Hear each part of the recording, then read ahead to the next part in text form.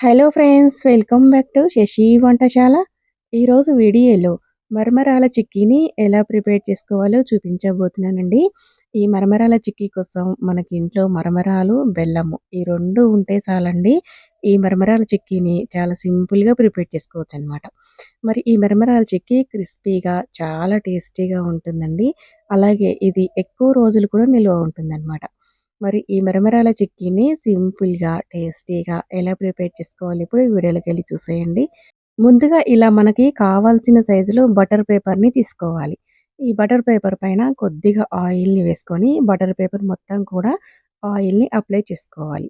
అలాగే అడుగున ఫ్లాట్‌గా ఉన్న ఒక బౌల్‌ని తీసుకొని దానికి కూడా కొంచెం ఆయిల్‌ని అప్లై చేసి ఇప్పుడు వీటిని పక్కన పెట్టుకోవాలి. తర్వాత స్టవ్ పైన ఒక బౌల్ పెట్టుకొని అందులోకి 5 కప్పుల మరమరాలను తీసుకోవాలి. మరమరాలనేవి ఇలా కొలిచి తీసుకోండి. దీనిని బట్టి మనం బెల్లం కూడా కరెక్ట్ కొలతలతోని తీసుకోవచ్చనమాట. ఇలా మరమరాలు 5 కప్పులు వేసుకున్న తర్వాత వీటిని లో టు మీడియం ఫ్లేమ్‌లోకి పెట్టుకుంటూ మరమరాలు క్రిస్పీగా అయ్యేంత వరకు ఫ్రై చేసుకోవాలనమాట. చూడండి, ఇక్కడ మరమరాలు మనము ఇలా తుంచితే ఈ విధంగా క్రిస్పీగా రావాలనమాట. ఇలా క్రిస్పీగా ఫ్రై చేసుకున్న తర్వాత వీటిని ఒక బౌల్‌లోకి ట్రాన్స్‌ఫర్ చేసుకొని పక్కన పెట్టుకోవాలి. తర్వాత స్టవ్ పైన ఒక బౌల్ పెట్టుకొని అందులోకి తురుముకున్న బెల్లాన్ని 1:30 కప్పులు వేసుకోవాలి. అలాగే ఒక పావు కప్పు వాటర్‌ని కూడా వేసుకొని ఈ బెల్లాన్ని పూర్తిగా కరిగేంత వరకు కరిగించుకోవాలనమాట. 5 కప్పుల మరమరాలకి 1:30 కప్పుల బెల్లం అయితే కరెక్ట్‌గా సరిపోతుందండి. స్వీట్ అనేది మనకి ఎక్కువ, తక్కువ కాకుండా ఉంటుందనమాట.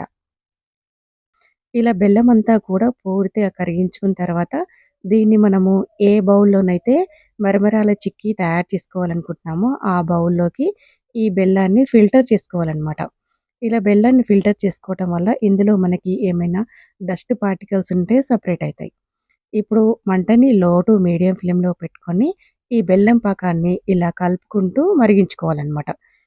తర్వాత ఇందులోకి 1 టేబుల్ స్పూను నెయ్యి, అలాగే ఒక పావు టీ స్పూను వంట సోడాని వేసుకోవాలనమాట. ఈ వంట సోడా వేసుకోవడం వల్ల మనకి మరమరాల చిక్కీ అనేది ఎక్స్‌ట్రా క్రిస్పీనెస్‌గా వచ్చి మనకి క్రంచీగా తయారవుతుందనమాట. మీడియం ఫ్లేమ్‌లో ఇలా ఒక 2 నిమిషాల పాటు బెల్లం పాకాన్ని ఉడికించుకున్న తర్వాత కొద్దిగా వాటర్ తీసుకొని వాటర్‌లోకి బెల్లం పాకాన్ని ఇలా కొంచెం వేసుకోవాలి. కొద్దిగా బెల్లం పాకం వేసిన తర్వాత వాటర్‌లో వేసిన వెంటనే కాకుండా ఒక 30 సెకండ్స్ పాటు అలా వదిలేసి అప్పుడు బెల్లం పాకాన్ని చెక్ చేసుకోవాలి. ఇప్పుడు మనకి పాకం రాలేదండి. ఇక్కడ పాకం ముద్ద పాకం వచ్చిందనమాట. మళ్ళీ మీడియం ఫ్లేమ్‌లోనే మనము ఈ బెల్లం పాకాన్ని ఇలా కొంచెం గోల్డెన్ షేడ్ వచ్చేంత వరకు కూడా కలుపుకుంటూ ఉడికించుకోవాలనమాట. ఇలా బెల్లం అనేది గోల్డెన్ షేడ్‌లోకొచ్చిన తర్వాత మళ్ళీ ఒకసారి పాకాన్ని చెక్ చేసుకోవాలి. ఇప్పుడు మళ్ళీ కొద్దిగా వాటర్‌లోకి బెల్లం పాకాన్ని వేసుకొని, ఇప్పుడు కూడా వాటర్‌లో పాకం వేసిన వెంటనే కాకుండా 30 సెకండ్స్ ఆగిన తర్వాత చెక్ చేసుకోవాలనమాట. ఇప్పుడు ఈ బెల్లం పాకం అనేది ఇంతకు ముందు కంటే కొంచెం గట్టిగా వచ్చిందండి. చూడండి, ఇక్కడ మనకి గిన్నె కొడుతుంటే సౌండ్ వస్తుందనమాట. కానీ పాకం ఇంకా పర్ఫెక్ట్‌గా రాలేదండి. మనకి బెల్లం పాకం అనేది ఈ విధంగా సాగుతుందనమాట. ఇలా సాగినప్పుడు గాని మనం చిక్కీ చేసుకున్నామంటే మనకి ఈ మురుమురాల చిక్కీ తినేటప్పుడు పంటికి అంటుకుపోతుందనమాట.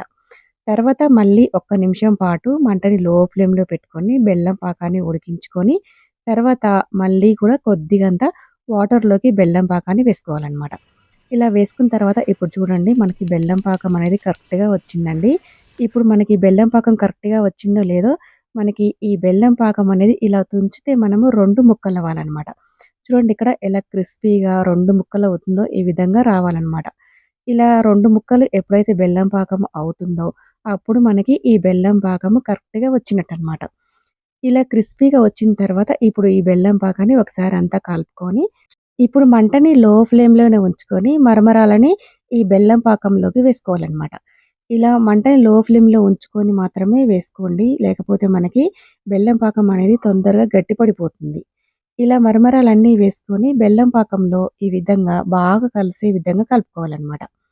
ఇలా ఈ ప్రాసెస్ అనేది కొంచెం ఫాస్ట్‌గా తయారు చేసుకోండి.